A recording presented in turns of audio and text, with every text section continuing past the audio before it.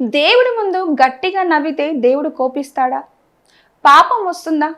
అందుకే ఆలయంలో నవ్వకూడదని పెద్దలు చెప్తారా? అసలు దీని వెనుక ఉన్న ధర్మ సందేశం ఏంటి? మన దేవాలయం అంటే కేవలం ఒక భవనం మాత్రమే కాదు, మనసును ప్రశాంతంగా చేసుకునే పవిత్ర స్థలంగా మన సాంప్రదాయంలో భావిస్తారు.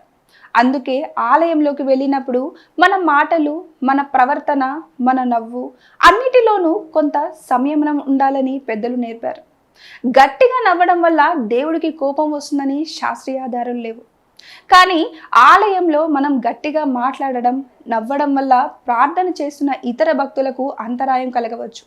ధ్యానం చేస్తున్న వారి ఏకాగ్రత చెదిరిపోవచ్చు. అందుకే దేవుడి ముందు గట్టిగా నవ్వకూడదు అనే ఆచారం ఏర్పడి ఉండవచ్చు. అయితే దీని అర్థంలో ఆలయంలో ఎప్పుడూ ముఖం చాటేసుకొని ఉండాలని కాదు. ఆనందం కూడా భక్తిలో ఒక భాగమే.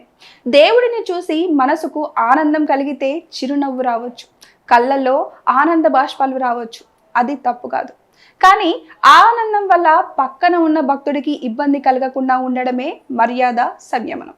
అందుకే ఆలయంలోకి వెళ్ళినప్పుడు మన నవ్వును ఆపడం కాదు, మన ప్రవర్తనకు హద్దు పెట్టుకోవాలి. ఎందుకంటే దేవుడి ముందు వినయం, ఇతర భక్తుల పట్ల గౌరవం, మనసులో భక్తి, ఇవే నిజమైన ఆధ్యాత్మికత.